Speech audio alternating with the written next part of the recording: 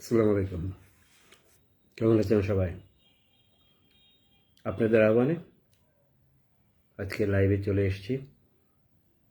অনেকেই লাইভ করেন বলে আমাকে লাইভে আসতে বলেছেন, তাই আপনাদের ডাকে সাড়া দিয়ে লাইভে চলে এসেছি।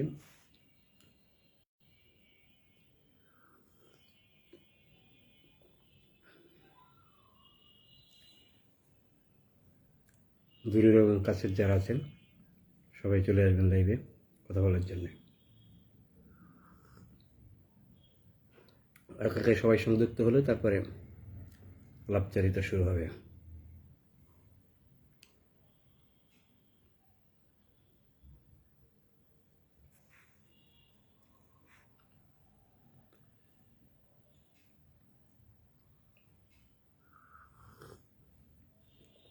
চায়ের আড্ডায় চা খেতে খেতে আপনাদের সাথে কথা বলবো।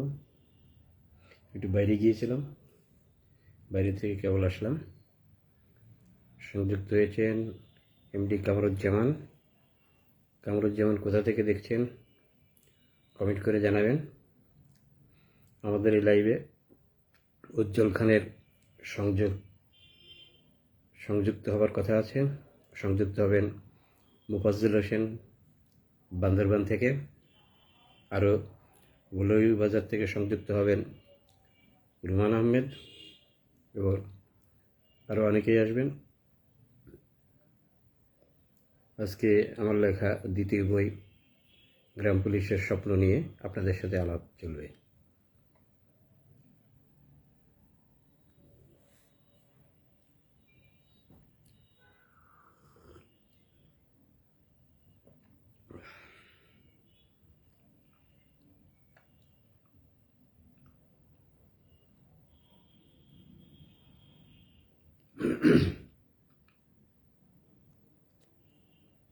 মামুন, কেমন আছেন? আপনাকে এই লাইভে স্বাগত। মামুন কোথা থেকে দেখছেন?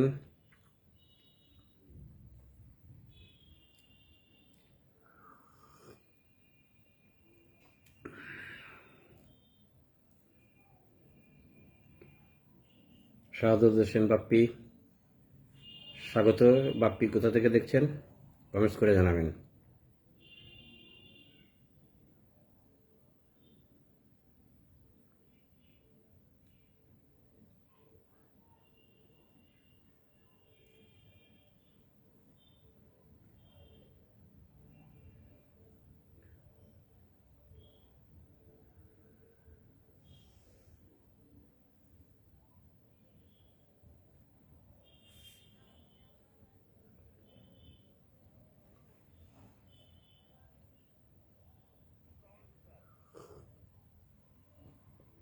উজ্জ্বল, আমি শুরু করেছি।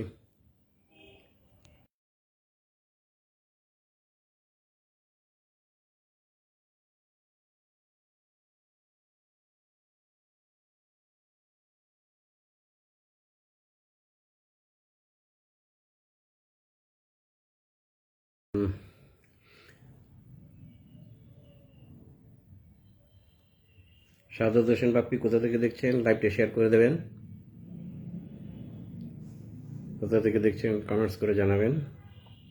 মেহেদি মেহবুব কোথা থেকে দেখছেন কমেন্ট করে জানাবেন। আর অনেকে লাইভে আসবেন। আজকে আমার লেখা দ্বিতীয় বই গ্রাম পুলিশের স্বপ্ন নিয়ে আপনাদের সাথে কথা বলবো।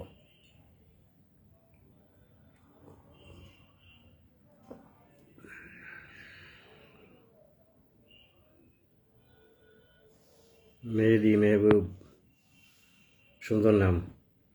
মেহেদি মেহবুব, আপনি গ্রাম পুলিশের সদস্য না আমাদের পুলিশের সদস্য?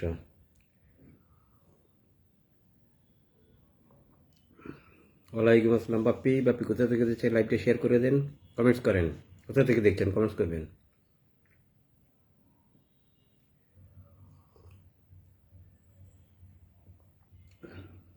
নাটোরের বনলতা সেনের দেশের লোক আপনি, শিবলি নোমান। শিবলি সাহেব, আপনাকে স্বাগত। ভালো আছেন আপনি? আমি এই অমর একুশে বইমেলায় আমার দ্বিতীয় বইটি বেরিয়েছে। এটা নিয়ে কিছু পরিচিত মানুষের সাথে কথা বলবো। এটা গ্রাম পুলিশদের নিয়ে লেখা, তাদের সাথে কথা বলবো। আপনি ভালো থাকবেন। আপনি এসেছেন, খুবই ভালো লাগছে। মোহাম্মদ সুমন হলাদার। সুমন, লাইভটা শেয়ার করে দেন। আপনি কোথা থেকে দেখছেন বলবেন।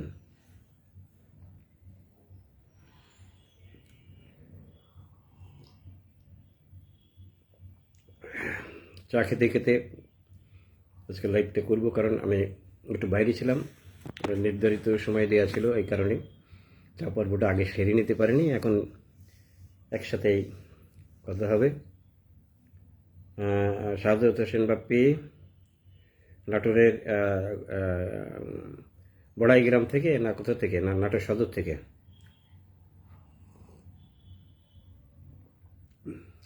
কেমন আছেন বাপ্পি?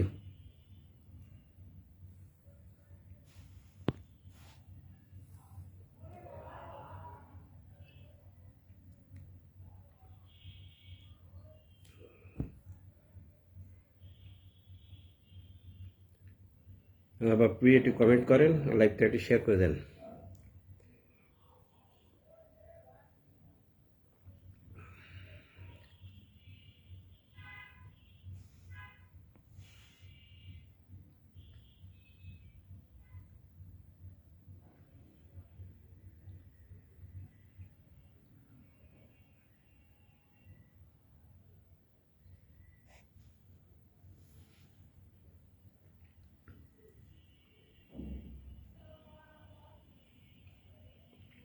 বগাদিপাড়া, হ্যাঁ, উজ্জ্বলেরও আসার কথা আছে। অপেক্ষা করেন, সবাই আসুক।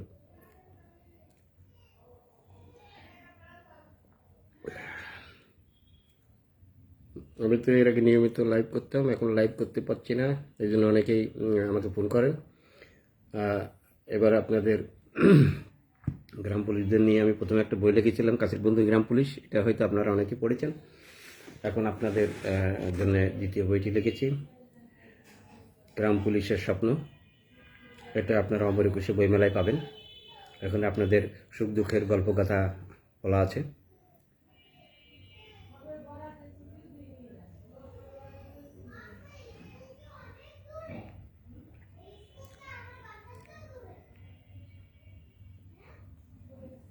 অনলি দুজন, আরও আসার কথা। আসুন, জমজমাট একটা আড্ডা হোক আর কি।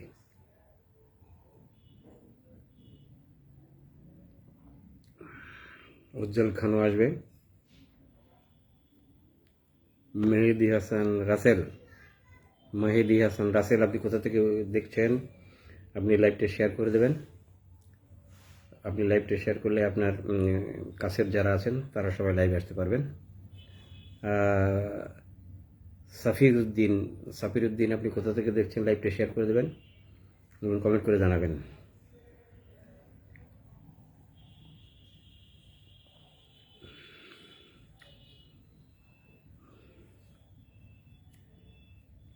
উজ্জ্বলের আসার কথা, উজ্জ্বল এখনো আসেনি,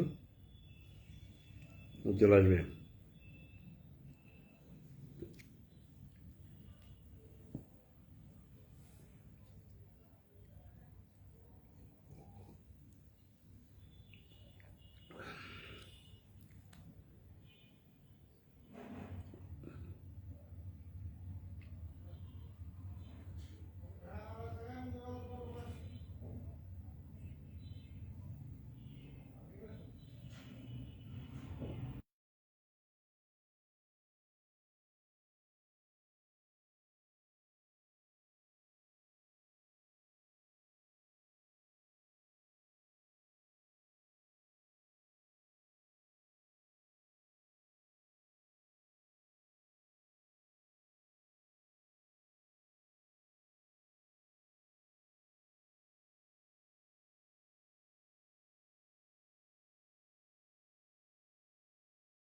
অনেকেরই আসার কথা।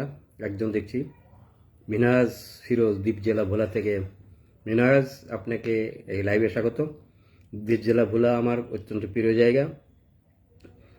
আমি যখন চাকরি শুরু করি তখন দ্বীপ জেলা ভোলা বৃহত্তর বরিশালের অন্তর্গত ছিল। আমার প্রথম চাকরি শুরু বরিশালে, সেই 1982 সালে। তারপর দ্বীপ জেলা ভোলায় অনেকবার গিয়েছি এবং পরবর্তী পর্যায়ে অনেকবার গিয়েছি।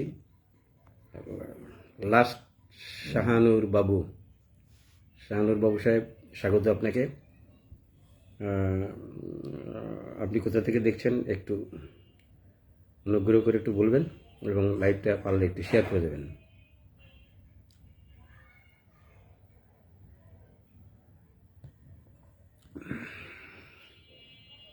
ভোলার কি লালমোহন না চারপেশন? মিনাজ না তজিমুদ্দিন, নমনপুরা, কোথা থেকে, ভোলার কোথা থেকে? মিনাজ ফিরোজ।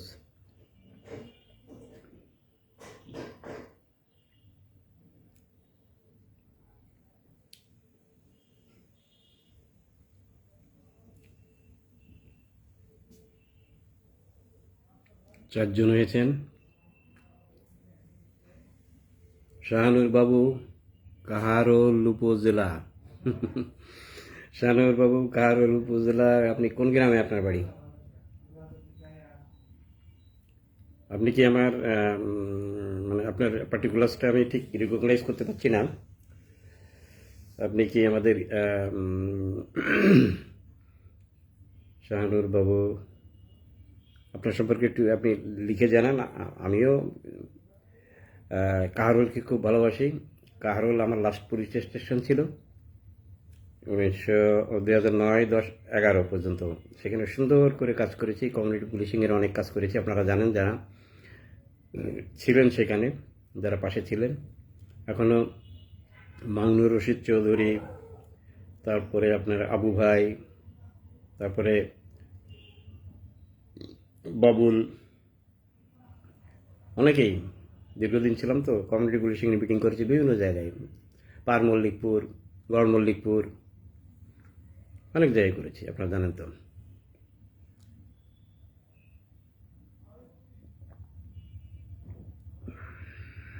আর কে এসেছেন?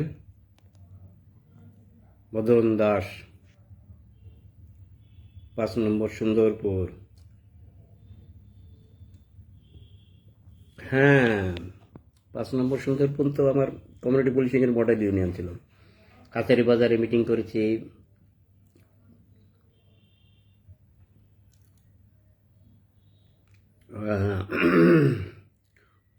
কাছারি বাজারে মিটিং করেছি। চৌকিদার রমজান সে আমার সাথে থাকতো, শরীফ ভাই থাকতো চেয়ারম্যান। নিশ্চয়ই একটা মিটিংয়ে আপনি ছিলেন। 5 নম্বর সুন্দরপুর মডেল ইউনিয়ন ছিল এবং সেই মডেল ইউনিয়নটা ছিল আমার কমিউনিটি পুলিশিংয়ের আমার অভিজ্ঞতার কারণে। অনেক মিটিং করেছি, যারা সে সময় কাহারোলে ছিলেন। তারপরে স্কুলে আপনার বিতর্ক প্রতিযোগিতা করাইছি কমিউনিটি পুলিশিং আঙ্গিকে, আনোয়ার ভাই ছিল, তারপরে অনেকেই ছিল।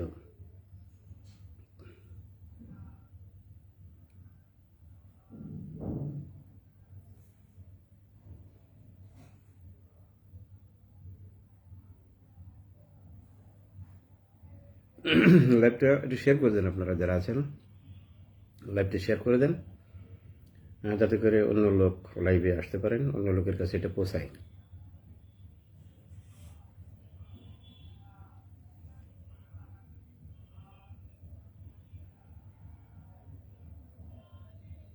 মিনাজ চর ফ্যাশন,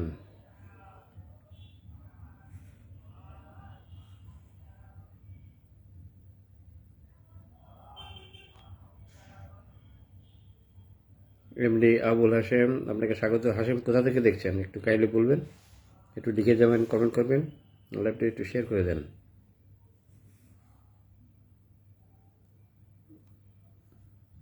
জাকির হোসেন, জাকির হোসেন আপনাকে স্বাগত লাইভে। কেমন আছেন?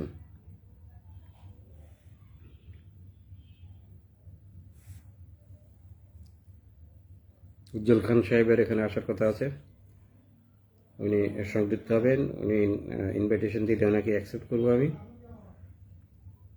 করলে নিব।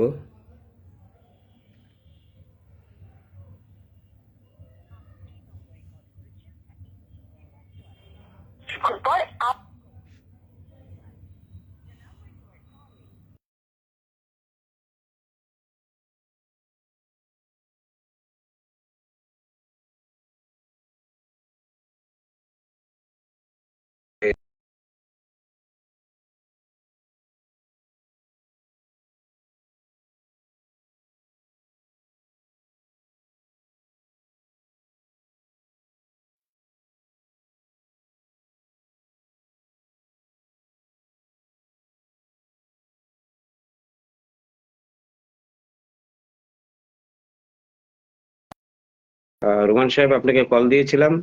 রোমান সাহেব আছেন মৌলভীবাজারের একজন প্রথিতযশা সাংবাদিক। তাকে লাইভে নেব। তিনি গ্রাম পুলিশদের শুভাকাঙ্ক্ষী। এবারের যে দুটো বই আমি প্রকাশ করেছি, রোমান সাহেব সেই বইয়ের মোড়ক উন্মোচনে আমাকে সঙ্গ দেবেন। এটা হয়তো আমি এই মাসের শেষের দিকে করবো, শেষ শনিবার অর্থাৎ 22 তারিখে করব। তেমন একটি ইচ্ছা আছে, যদি অন্য কোনো সমস্যা না হয়। তো রোমান সাহেব, আমি আপনাকে কলে নিই। এই কলে আমাদের গ্রাম পুলিশের অনেকেই আসবেন। উজ্জ্বল, কমান্ডার উজ্জ্বল আসবেন রাজবাড়ী থেকে। আর আপনি তো মৌলভীবাজার থেকে আসেনই।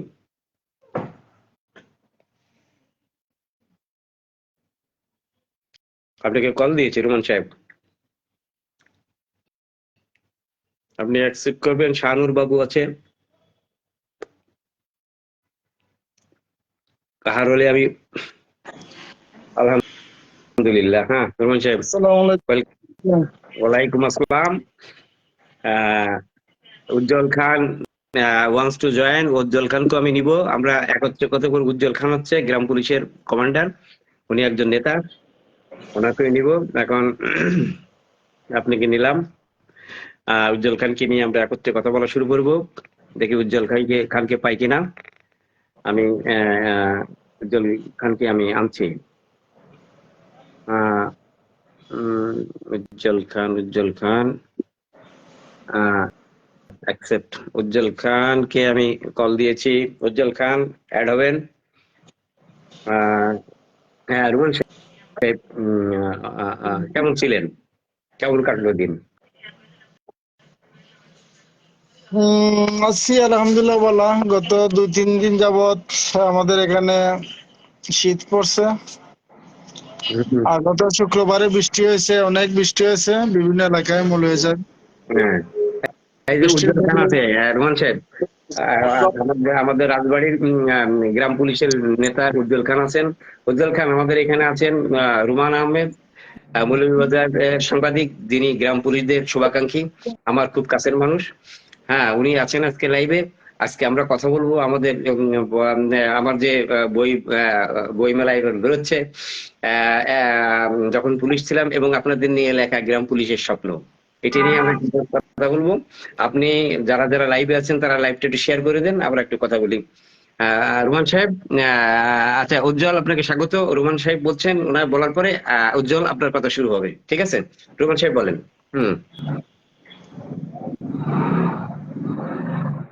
আমি প্রথমেই স্যারের প্রতি কৃতজ্ঞতা জানাচ্ছি। স্যার, আমার কথা শোনা যাচ্ছে? হ্যাঁ, loud and clear. Bangladesh gram police বাহিনী নিয়ে স্যার একে একে 2টা বই লিখেছে, যেটা মানে এই হৃদয়ের মধ্যে, মানে স্যার সারা বাংলার গ্রাম পুলিশের হৃদয়ের মাঝখানে বর্তমান বসবাস করছে। স্যারের প্রতি আমরা সারা বাংলার গ্রাম পুলিশের পক্ষ থেকে স্যারের প্রতি আমি কৃতজ্ঞতা জানাচ্ছি। এ কারণেই স্যার আমাকে নিয়ে ভাবছে, আমাদেরকে নিয়ে ভেবেছে। আসলে সারা বাংলার অনেক অনেক উচ্চ পদস্থ কর্মকর্তাগণ আছেন, তারা যদি আমাদেরকে নিয়ে একটু ভাবতো, সামান্য একটু ভাবতো, তাহলে হয়তোবা গ্রাম পুলিশ বাহিনীর 230 বছরের দাসত্ব থেকে মুক্ত হতো। তবে সারা বাংলার গ্রাম পুলিশ সদস্য নয়, তার পরিবারের সদস্যদেরও মণিকোঠায় জায়গা হয়ে গেছে আমাদের ডক্টর শহীদুল্লাহ স্যারের।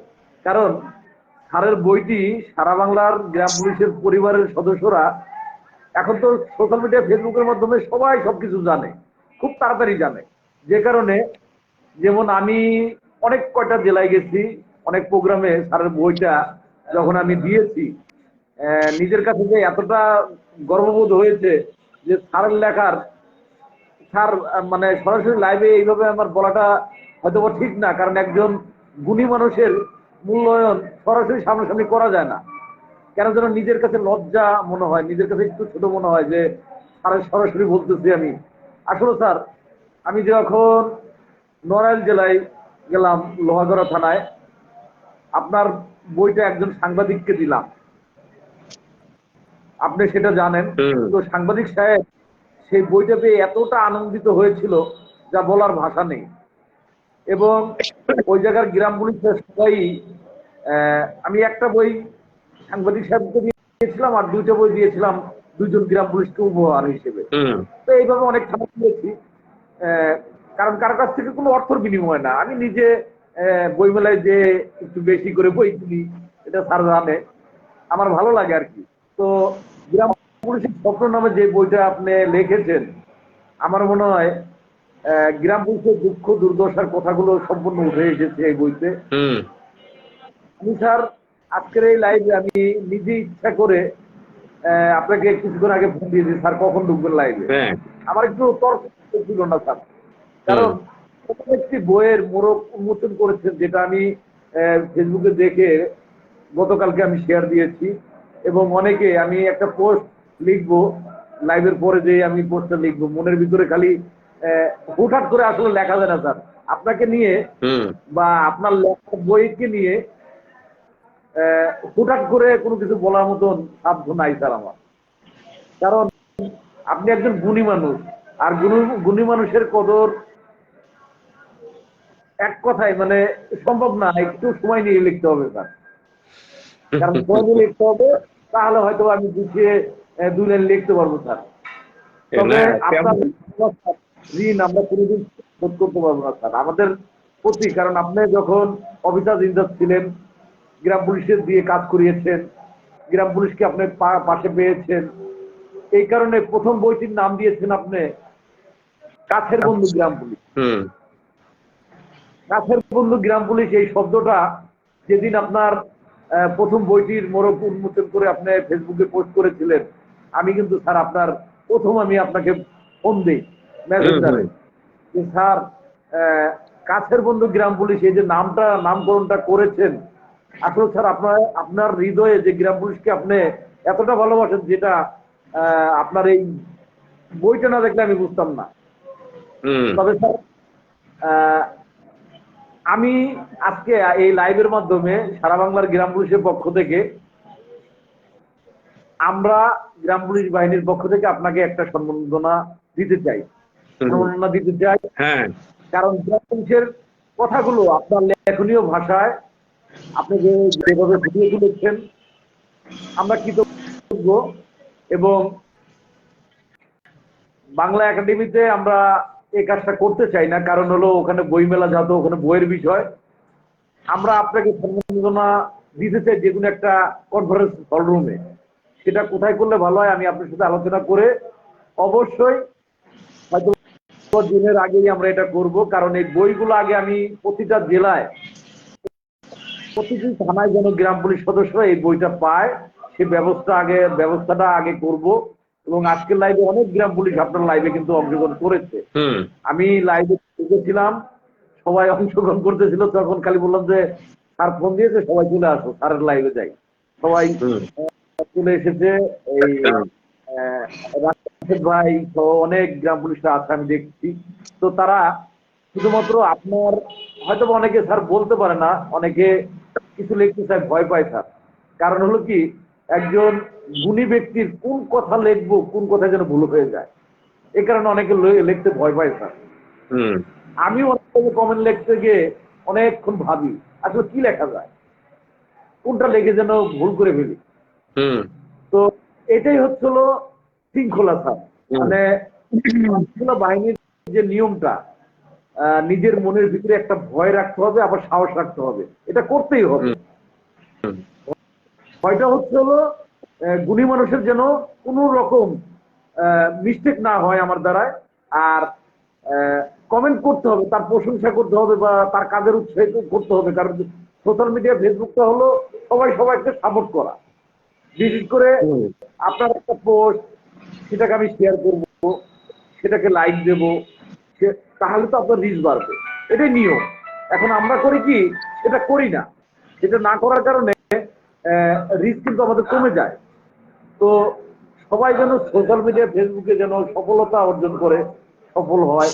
যেমন স্যার আমার যে পেজটা উজ্জ্বল খান পেজটা, সেখানে কিন্তু 1.5 লক্ষ ফলোয়ার ছিল, আপনারা জানেন। তো ওই পেজটা না থাকার কারণে এখন আমি আইডি দিয়ে আপনাদের সাথে আসছি, প্রায় 12,000 ফলোয়ার এই আইডিতে। পেজও আরো 3-4টা, এখন হলো খন্ড খন্ড করে ফেলছি স্যার। মানে আগে ছিল একটা পেজ করতাম যেখানে অনেক ফলোয়ার ছিল, আচ্ছা। এখন খন্ড খন্ড করছি হুম। শুধুমাত্র সমস্যার জন্য আচ্ছা, স্যার। উজ্জ্বল, স্যার আমরা মানে মানে ঠিক রাস্তায় থাকবো। আপনি একজন গুণী মানুষ, জ্ঞানী মানুষ। আপনাকে লোহাগাড়া আমি খুঁজে বের করেছিলাম, ওই যে সাংবাদিক বিপ্লব হচ্ছে আমার ক্লাস ফ্রেন্ডের শালা, তাকে দিয়ে আপনাকে আমি বের করেছিলাম। শুনেছি যে ওখানে গ্রাম পুলিশের আপনার লাইভ দেখছিলাম। আপনি খুব ভালো মানুষ এবং সবসময় গ্রাম পুলিশের কল্যাণ কামনা করেন। আমাদের লাইভে আরেকজন যে আছেন রুমান সাহেব, উনিও কিন্তু গ্রাম পুলিশদের নিয়ে ভাবেন, উনিও গ্রাম পুলিশদের নিয়ে লেখেন। উনি লাইভে আছেন, উনি একটু কথা বলুক, তারপরে আবার আমরা শুরু করি, ঠিক আছে? হ্যাঁ রুমান সাহেব, আপনি বলেন এবার। ধন্যবাদ সবাইকে। আমাদের মধ্যে যিনি লাইভে সংযুক্ত আছেন মোহাম্মদ শহীদুল্লাহ ভাই, উনি আমার খুব কাছের এবং এবং অন্তরের একজন প্রিয় ব্যক্তি। উনি হয়তো, আমার বাড়ি পড়ছে মৌলভীবাজার, সিলেট মৌলভীবাজার, হয়তো ওনার বাড়ি কুষ্টিয়া, অনেক দূরে, কিন্তু সবসময় আমার মানে আত্মার যে কথাবার্তা, যে আত্মার যে সম্পর্কটা সবসময় ওনার সাথে আমি শেয়ার করি বা শেয়ার করছি। ওনার সাথে দেখা হওয়ার 2-3 বছর আগ থেকে ওনার সাথে আমার ফেসবুকে পরিচয়। আর দুইটি বই মেলায় যেতে পারিনি, আমি গত বছর বই মেলায় কিন্তু আমি গেছি। ওনার সাথে প্রথম সাক্ষাৎ হয়েছে, দেখা হয়েছে। মানে প্রথম যখন ওনার সাথে আমি সাক্ষাৎ করি, যখন দেখি দূর থেকে, যখন ওনাকে আমি দেখছি বই মেলায় গিয়ে, আমি এত মানে আবেগ, এত ভালোবাসা, মানে মনটা একদম বোঝা গেছে, একদম অন্তরের মধ্যে ওনাকে আমি ঢুকিয়ে নেই, এভাবে এটাই হয়েছে। উনিও খুবই হয়েছে। তো একটা মানুষের সাথে, একটা মানুষের এতটুকু আবেগ ভালোবাসা কিভাবে জন্মে, একজন মানুষের প্রতি একজন আত্মবিশ্বাস, এবং কিছু মানুষের কাজকর্ম দেখলে একজনের প্রতি একজনের বিশ্বাস অটোমেটিকই জন্ম নিয়ে নেয়।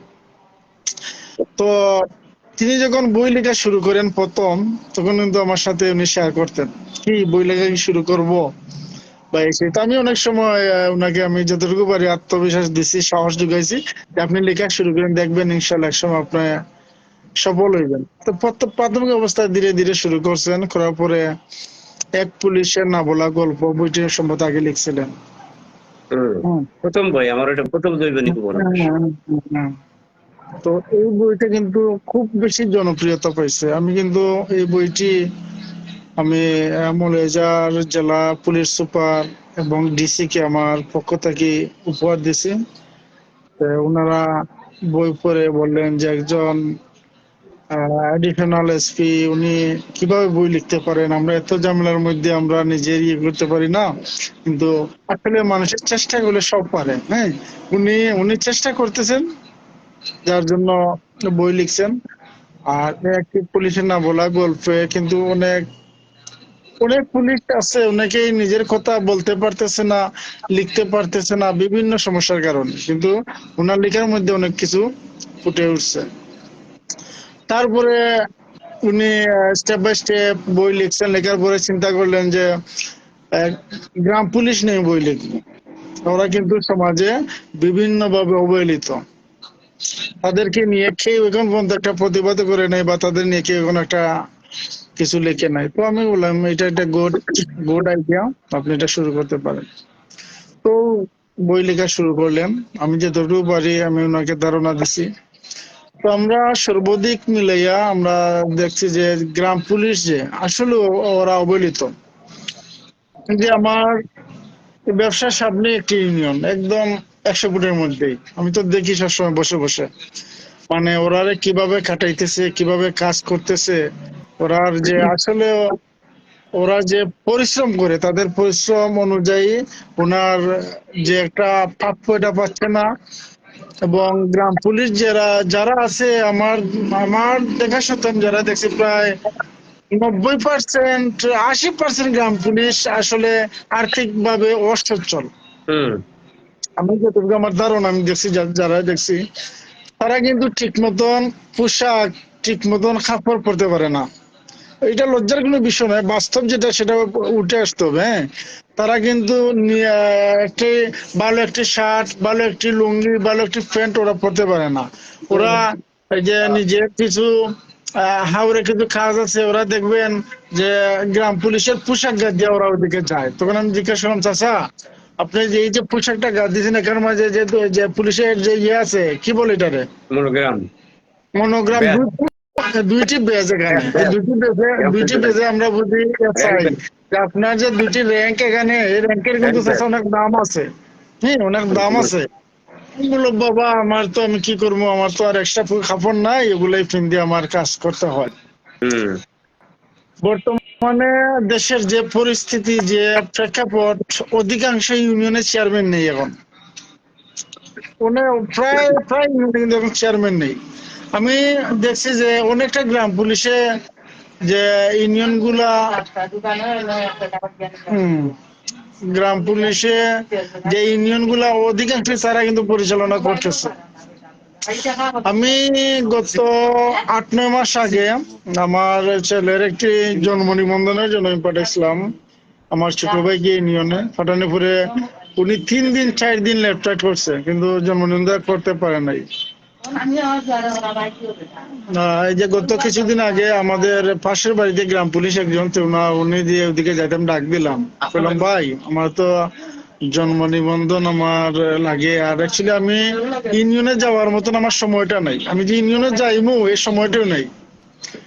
তখন উনি বলছে যে এনআইডি কার্ড আর ইয়ে ওগুলো দেওয়ার জন্য, তো আমি ওনারে দিছি।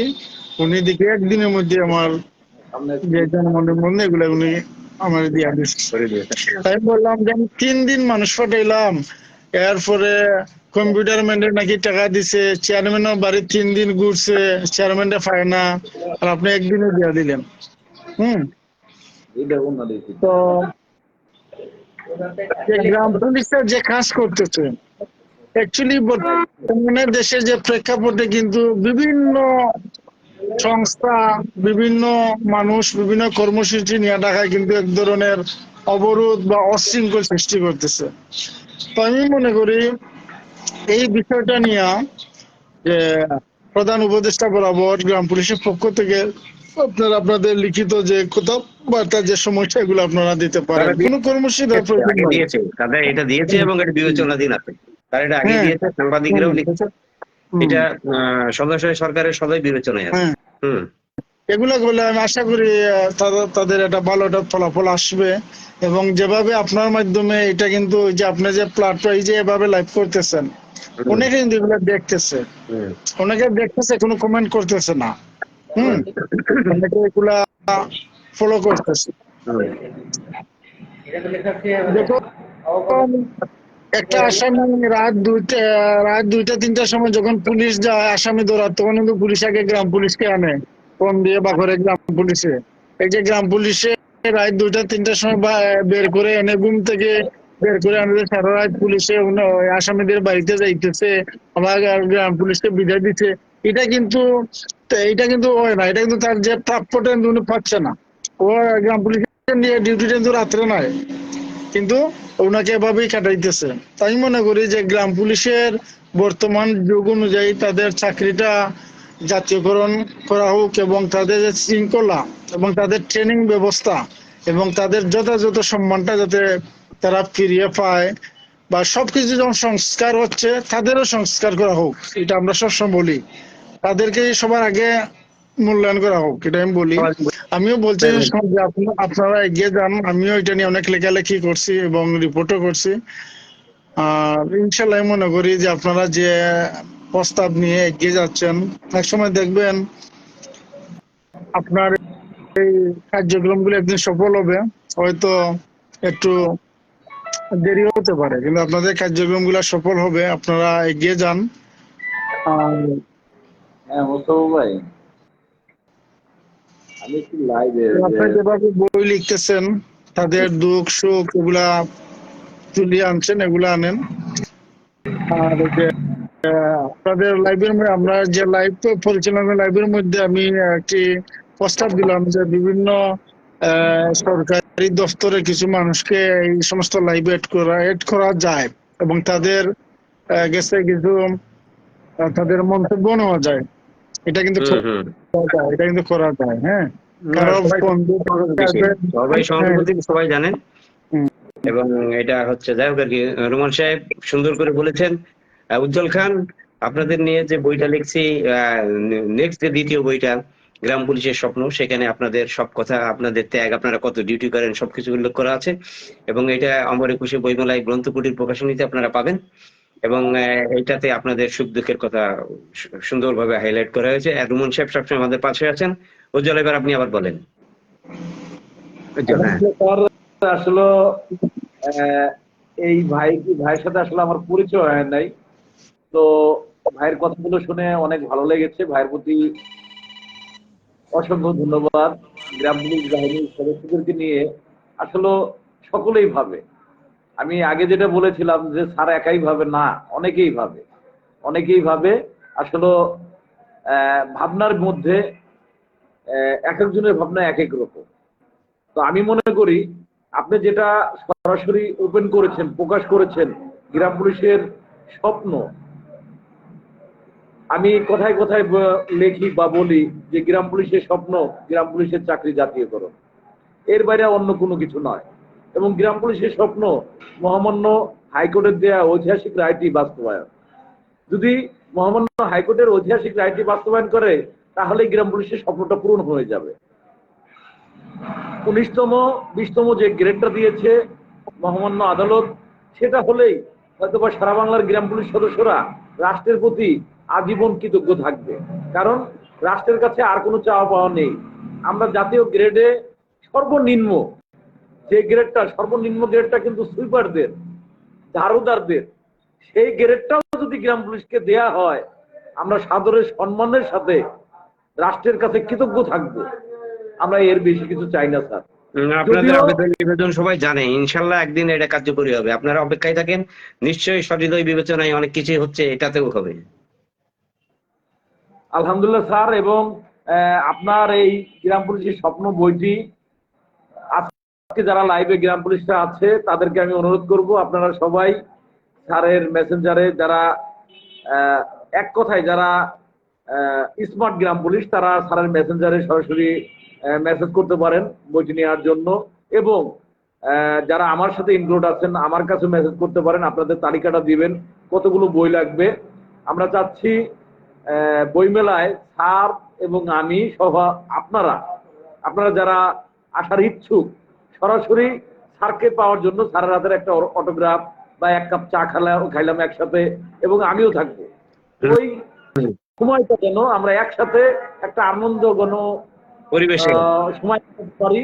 এবং বইমেলায় যেহেতু সকল ধরনের মিডিয়া থাকে, হয়তোবা ওই দিন একটা নিউজ তো হতেই পারে গ্রাম পুলিশের স্বপ্ন বা গ্রাম পুলিশের কষ্ট। স্যার লেখছে হলো গ্রাম পুলিশের স্বপ্ন, আর ওই দিন রচিত হতে পারে গ্রাম পুলিশের কষ্ট। হ্যাঁ, এটা স্বপ্ন। আপনাদের স্বপ্ন, কষ্ট, দুঃখ কষ্ট নিয়েই স্বপ্ন। এই স্বপ্ন আপনারা যেটা চাচ্ছেন সেটাই প্রতিফলিত হয়েছে। আপনাদের স্বপ্ন, আপনারা কি স্বপ্ন দেখেন, আপনারা কি কি সবই যদি আমাদের কষ্টটা আমাদের মুখ থেকে ওই দিন যদি আপনারা শুনেন, তাহলে ওই কষ্টটা প্রতিফলিত হবে মনে হয় বেশি।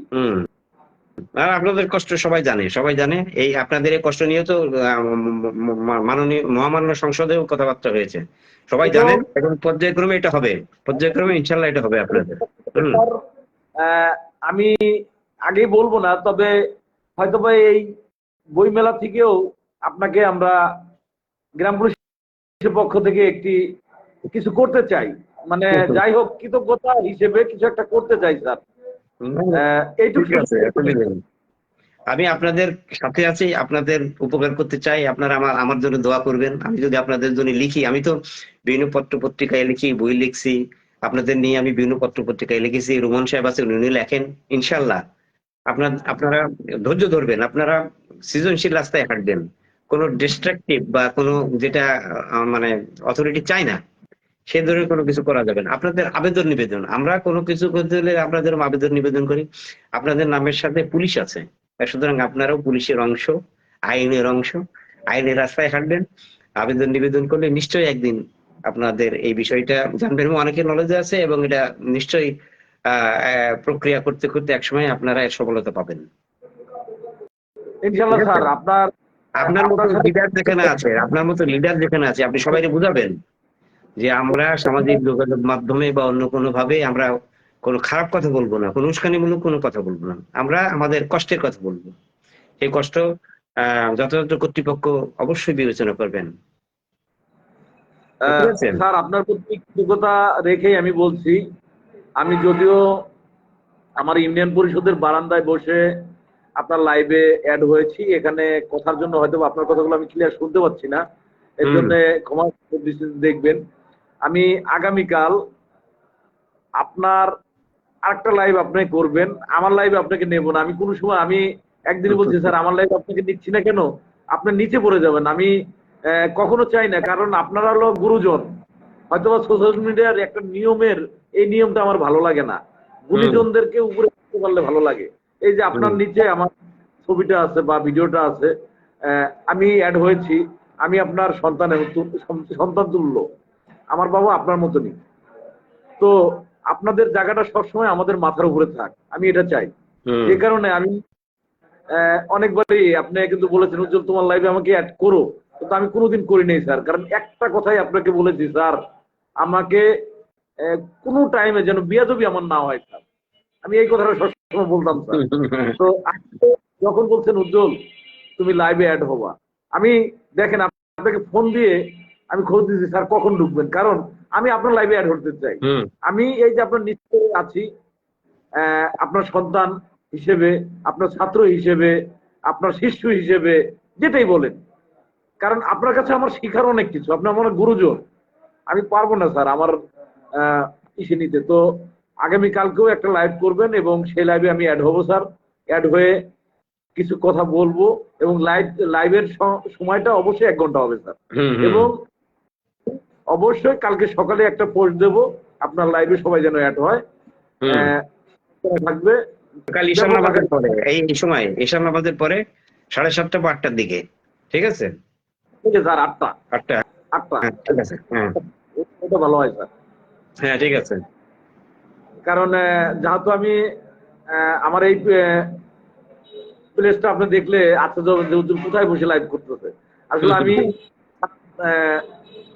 মানে ওই ধরনের পরিবেশ তো আসলে নাই আমার স্যার।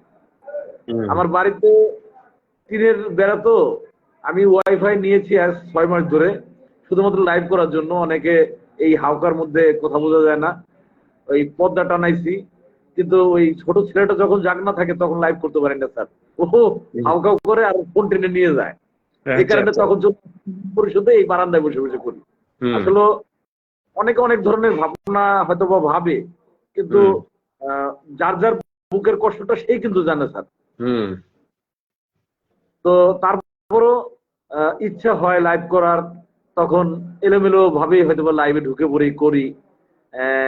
যেমন আপনি যেমন একটা পরিচ্ছন্ন একটা জায়গায় আছেন স্যার, আমার কথাগুলো আপনি শুনতেছেন, কিন্তু আপনার কথাগুলো আমি সঠিকভাবে শুনতে পাচ্ছি না, কারণ আমি আছি। যে আপনি হয়তো বা ফলো করেছেন, আমার কাছে কিন্তু অনেকেই এসেছিল, 2টা চিঠি দিয়ে গেছে স্যার, 3টা চিঠি দাওয়াতি চিঠি, এবং আমার মেম্বার সাহেব 2জন আসছিল, তারাও এসে কথা বলে গেল আকার ইঙ্গিত দিয়ে স্যার। যখনই দেখতেছি আমি লাইভে আছি, তারা কিন্তু আকার ইঙ্গিত দিয়ে কথা বলে যাচ্ছে। তো এই যে ভালোবাসাটা বা কাজের কাজে হচ্ছে, লাইভে করতেছি, হয়তো আপনার কথা আমি শুনতে পাচ্ছি না। যদি লাগানো থাকতো তাহলে আপনার কথাগুলো ভালোভাবে বুঝতে পারতাম এবং উত্তরগুলো ভালোভাবে দিতে পারতাম, তাহলে হয়তো বা লাইভটা করে ভালো লাগতো। তো আমার কাছে মানে স্বাচ্ছন্দ্য মনে হচ্ছে না, এর জন্য স্যার আমি কালকের জন্য সময় নিলাম। কালকে আমার বাড়িতেই বসে এটা করব এবং সেই লাইভটা যাতে আপনার কথাগুলো আমি শুনতে পারি এবং কথাগুলোর উত্তর দিতে পারি। বেদুই নিবেন না আমার। অনেকদিন পরে আপনার সাথে পরিচয় হয়েছে আমার 1 বছরের উপরে হলো। প্রথম বইটার সময় আপনি কাছের বন্ধু গ্রাম পুলিশ বইটা নিয়ে স্টল থেকে আপনি ফটো দিয়ে ছবি দিয়েছিলেন, তারপর আপনি লোহাগাড়া গিয়েছিলেন, আপনাদের এক সদস্য খুন হয়ে যাওয়ার পরে সেখান থেকে আপনাকে খুঁজে বের করেছি আমি। এবং আমার ইচ্ছা ছিল আপনার সাথে অনেকবার লাইভে সংযুক্ত হবো, কিন্তু আজকেই পেলাম। অনেকদিন আমি এর আগে অনেকবার আমি আপনাকে বলেছি, আপনি আসতে পারেননি কাজের ব্যস্ততার কারণে। আজকে এসেছেন, খুব ভালো লাগছে। কারণ আপনারা যদি আমার সাথে সম্পৃক্ত থাকেন, আমি আপনাদের সাথে সম্পৃক্ত থাকতে পারি, আপনাদের গাইডার হিসেবে কাজ করতে পারি, বুঝছেন না? আপনার পরিচয় 3 বছর, কিন্তু এই পর্যন্ত ফোনে অনেকবার কথা হয়েছে। গত বছর বই মেলায় আপনার সাথে সাক্ষাতের কথা ইনভাইট ছিল, আপনি আমি করেছিলেন জানি। এবং হ্যাঁ। আমাকে ফোন দিয়েছিলেন। কতটা হতভাগ্য আমি, আপনার সাথে দেখা করতে পারিনি স্যার, এর জন্য আমি আপনার কাছে ক্ষমা প্রার্থী। তবে হুম। এবার ইনশাল্লাহ যদি আল্লাহ পাক মৃত্যু ব্যতীত যদি মারা যায় স্যার ক্ষমা করে দিবেন, আর যদি বেঁচে না, থাকি অবশ্যই দেখা হবে আশা করি। মানে মনের ভিতরে একটা আলাদা একটা বিষয় কাজ করছে যে স্যারের সাথে আসলে আমার দেখা করা উচিত। কারণ স্যারের পরশ পেলে হয়তোবা আমার ভুলগুলো শুধরে যেতে পারে। কারণ আপনারা তো গার্জিয়ানরা তো অবশ্যই ভুলগুলো শুধরে দেয়। আমি হুম, স্যার আপনাদের গাইড নিয়েই আমার চলা। এ পর্যন্ত হুম, অনেক ক্রেজ পেয়েছি। অফিসার ইনচার্জ দিয়েছে, আমাদের এসপি মহোদয় দিয়েছে, বিভাগীয় ভাবে পেয়েছি। হুম, আমার এক ঘরের তাক বুঝাই খালি হলো সর্বনা ক্রেজ আমার ইসের ভিতরে। আমার সন্তানটা খালি বলে যে আব্বু এগুলা দিয়ে খালি তোমার এগুলা দেয়, কেউ টাকা দেয় না কেন? আমার তোমার তো টাকা দেয় না, আমরা ঠিক মতো ই করতে পারি না, খালি তোমার প্রাইজ দেয়। তখন বলি যে বাবা এটাই হয়তো বা কোনো একদিন আমি মারা গেলে এগুলা অন্তত এটা দেখে বলতে পারবি যে না আমার বাবা কাজ করতো, কাজের হুম, বিনিময়ে তাকে সম্মান করতো মানুষ। হয়তোবা হুম, সে অর্থ কামাই করে নাই, সম্মান কামাই করছে। হুম। এখন ওরা তো ছোট স্যার, এই কারণে ওরা বুঝতে চায় না, ওরা ওদের কথা হলো টাকা নাই তো। না, না, এটা খুবই সম্মান। একটা একটা যদি সার্টিফিকেটও দেয় সেটা সম্মান। সম্মান অন্য জিনিস, সম্মাননা পত্র অন্য জিনিস, এই স্মারক অন্যরকম জিনিস। টাকা তো থাকে, তাছাড়া এইগুলো অনেক কিছু। হুম। জি স্যার। এগুলো অনেক কিছু। এবং আমি লিডার হিসেবে আপনাকে যতটুকু দেখছি, আপনি অত্যন্ত বুদ্ধিমান, অত্যন্ত ধৈর্যশীল। আপনার ভিতরে হঠাৎ হঠাৎ করে মানে কোনো সিদ্ধান্ত নেওয়ার বা উস্কানিমূলক কোনো সিদ্ধান্ত নেওয়ার আহ, মাথা আপনার না, ঠান্ডা মাথা আপনার, এবং এটাই দরকার। ঠান্ডা মাথায় চিন্তা করতে হবে, মানুষের কাছে বলতে হবে, আবেদন নিবেদন করতে হবে। অবশ্যই আপনি আপনারা সফলতা পাবেন। এবং আহ, উম, ধৈর্য ধরেন। এই যে সাংবাদিক রুমন সাহেব আছেন, তারপরে সাংবাদিক আর আমাদের রবিন মাহমুদ ছিল, সে আজকে বাড়িতে আছে বিধায় সংযুক্ত হতে পারেনি, কালকে আমি লাইভে নিব। এবং আপনি আপনি এসেছেন, এবং আগামীকালকেও আমরা আবার এইভাবে লাইভে সংযুক্ত হবে। এবং আপনি আপনার অ্যাভেলেবেল মানুষদের নিয়ে আসবেন, সবাই থাকবে। এবং সবাইকে আপনি লিডার হিসেবে একটু বলবেন সামাজিক যোগাযোগ মাধ্যমে যেন তারা সঠিকভাবে কথাবার্তা বলেন, উল্টো পাল্টা কোনো কিছু দেখে না। দেখেন না, সামাজিক যোগাযোগ মাধ্যমে উল্টো পাল্টা কথা বলার কারণে কিছু লোক কি দুর্দশার মধ্যে চলে গেছে। এটা তো দরকার ছিল না। এটা আমাদের জন্য কষ্ট, আপনার জন্য কষ্ট। আপনি তার জন্য দৌড়দৌড়ি করছেন, আপনি তার জন্য চেষ্টা করছেন, কিন্তু কেন আমি ভুল করব? আমি কেন ভুল করব? আপনি তো সুশৃঙ্খল বাহিনীর সদস্য, আপনি জি স্যার। শৃঙ্খলার মধ্যে থাকবেন, তাই না? জি আমাদের জি। পার্ট 1 আছে, পার্ট 2 আছে, আমাদের মানে পুটা হয়ে কথা বলার সুযোগ আছে, আমাদের আবেদন নিবেদন করতে তো কেউ হাত চেপে রাখে না। সবাই জানে আপনাদের বিষয়টা।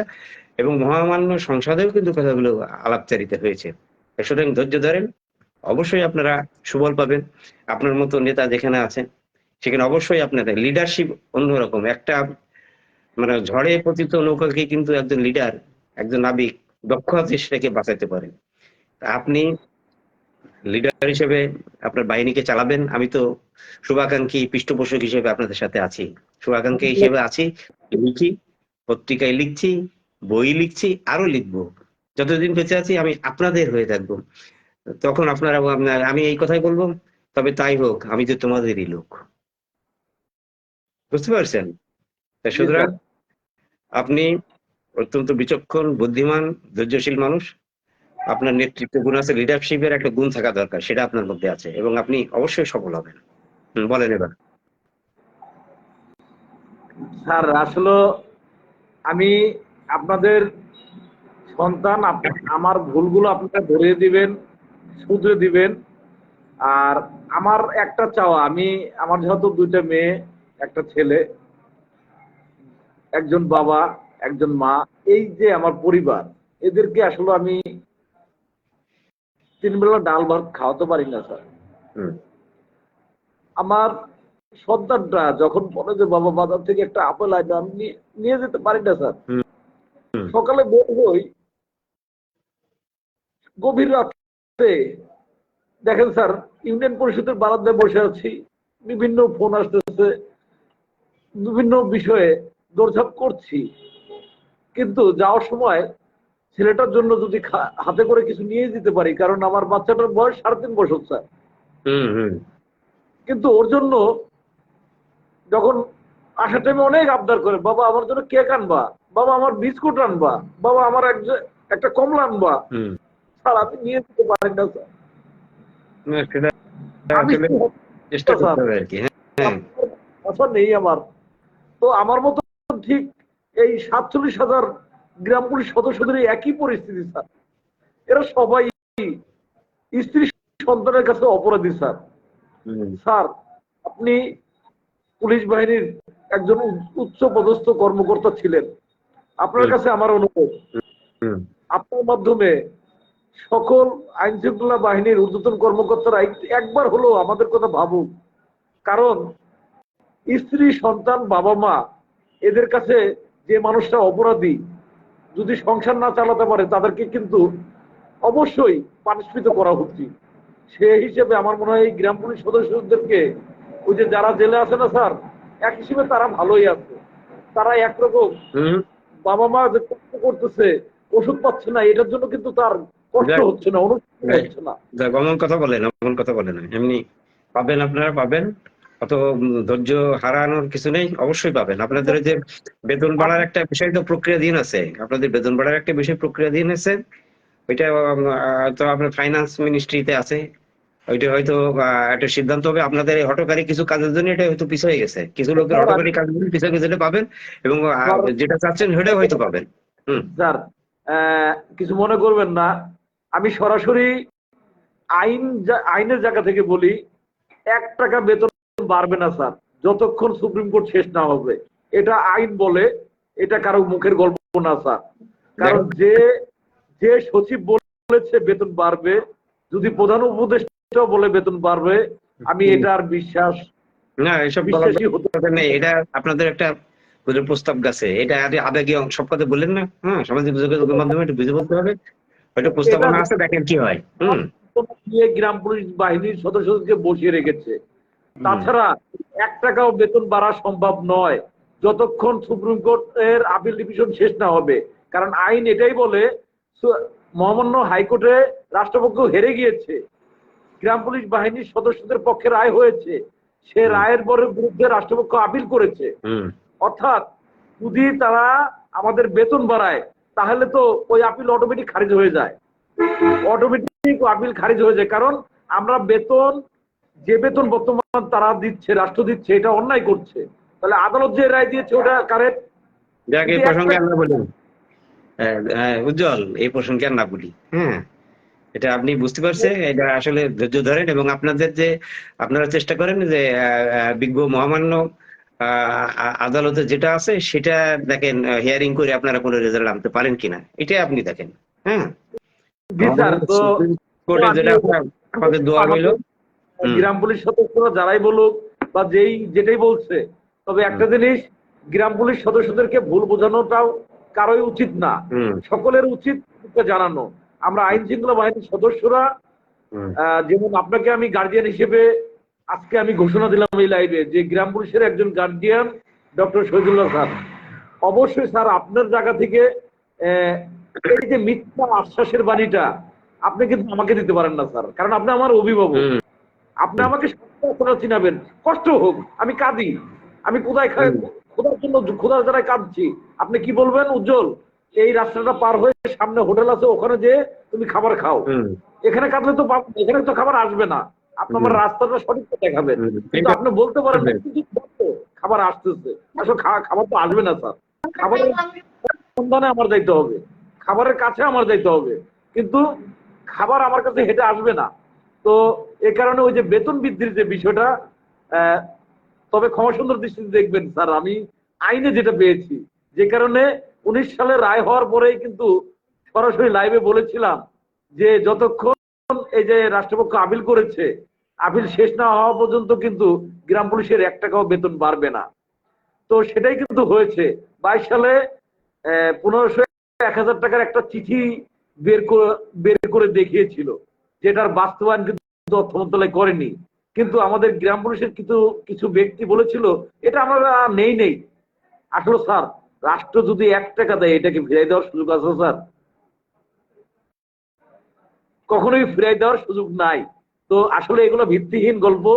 আর এই গল্প আহ অন্যরা বলতে পারে, আমি বলতে পারি না স্যার। আপনিও আইন জানেন, আমিও জানি, যে কারণে আপনার কাছে, আপনি আমার অভিভাবক, আপনি আমাকে দেখাবেন সঠিক রাস্তা, সেটা আমার কষ্টের হোক। আমাদের আপিল শেষ করতে হবে, এটাই শেষ কথা। এবং এটাই হচ্ছিল একমাত্র গ্রাম পুলিশের স্বপ্ন পূরণের জন্য একটা মেসেজ। স্যার, এটা কি সঠিক কিনা বলেন? এটা আমি আরো বিস্তারিত খোঁজ নিয়ে তারপরে আমি শিওর হব। হ্যাঁ, তারপরে বলবো আর কি। যাই হোক আর কি, আপনি আইনের কথা বলেছেন, এটাও থাকতে পারে। আমি সর্বশেষ জেনে, এটা হয়তো আপাতত এই প্রসেসিং ছিল, আমি সর্বশেষ জেনে আপনাকে বলবো। আচ্ছা, যাই হোক আর কি, মানে সময় আর নেবো না, 1 ঘন্টা হয়ে গেছে। তাহলে আমি আজকে শেষ করি, আগামীকাল আবার আসবো। সবাই ভালো থাকবেন।